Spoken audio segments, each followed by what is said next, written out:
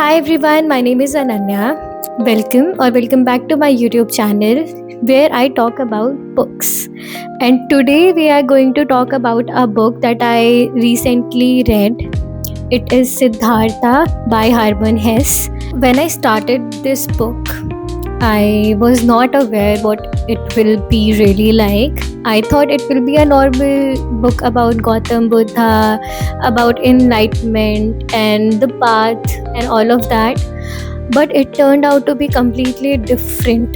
And today we are going to know, without any spoilers, what this book is really about and what I felt about this book, what I loved about this book, and everything that is related to this particular book.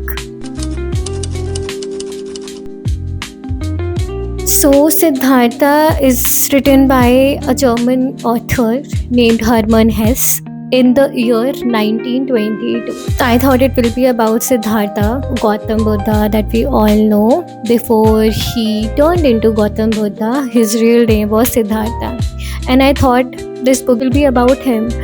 But turned out it is not.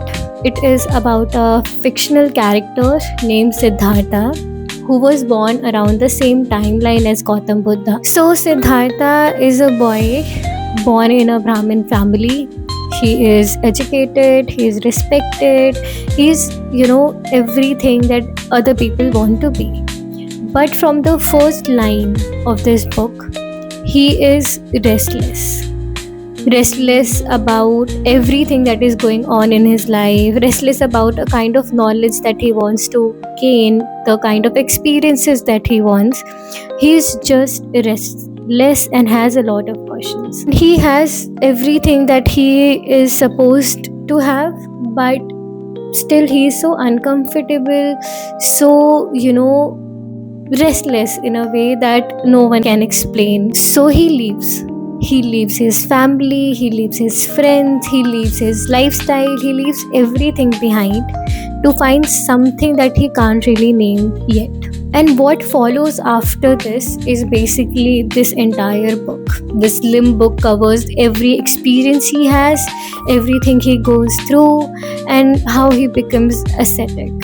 He meditates, he fasts, he does everything. And after giving up everything, after meditating, after fasting, everything he does, he finally gets to meet Gautam Buddha. And even after sitting with him for one of his sessions, he decides to leave. He decides to follow his own path.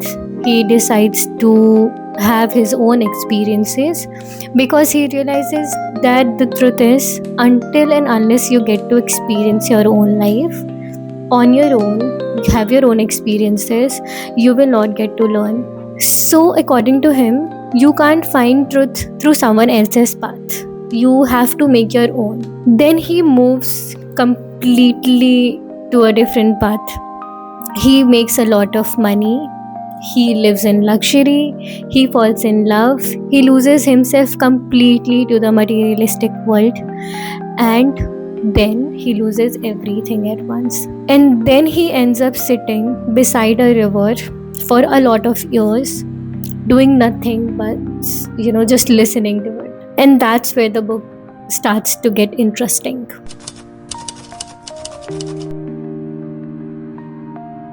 So biggest idea in this book, according to the author, is you can't learn something by someone else. You can't find truth by following someone else's path, and wisdom cannot be taught. It cannot be shared, it cannot be passed on. It is just your own experiences that you can learn from. And it is pretty much clear that if you are following someone else's path, you can't reach at the same location. Honestly, Siddhartha sits with the Gautam Buddha. He listens to him. He tries to learn his teachings, but still decides to move away. And not because he disagreed to Gautam Buddha or anything. It is as simple as that. That's according to him, Gautam Buddha reached where he is, like where he was at that time, through his own experiences. And in order to learn what he wants to learn, he has to have his own experiences. So it was pretty simple for him. Just like Gautam Buddha walked his own path and found his own truth, his truth will be discovered when he will walk his own path. And the idea kind of, stopped me, because it is so easy for us to like run to different places for answers. We try to find answers in books, we ask our teachers, we always end up finding answers that are somewhere inside us. And this book is not saying that you will not find your answers outside, or in books or through your teachers. There is nothing wrong in that, but you have to also go and live it. You have to experience all those things in order to have your own answers. And river is also somehow symbolic, because Siddhartha always ends up coming to the river to ask all the questions, to know the answers, and hence, after he loses everything, he comes back and becomes a ferryman. And he just, starts taking people from one place to another, from one side of the river to another. And in his free time, or during that process only, he used to sit and listen to the sounds of river. And slowly, like really slowly, he starts to understand something. He realizes that the river has all the sounds, all the different kind of sounds. It has joy, it has sadness, it has sorrow, every kind of sound. It has all of it all the time, and it is together. It doesn't fight, it just flows. And this is how Hesse tries to explain what real enlightenment really looks like. It is not about, the absence of suffering. It is how to move forward even though you are suffering at that time. So there's this beautiful concept about time in this book, that is past, present, and future all exist simultaneously. There is nothing truly lost and nothing truly separate, which may sound a little abstract at the moment, but considering the kind of experience that Siddhartha had in his life, it will all make sense. Watching him go through all the life experiences where he completely loses himself and then he completely figures things out, it will make sense. Every phase of his life, every phase in anyone's life, all the failures that he had, all the years that he thought that he wasted, everything makes sense to the river. The river had it all in it already.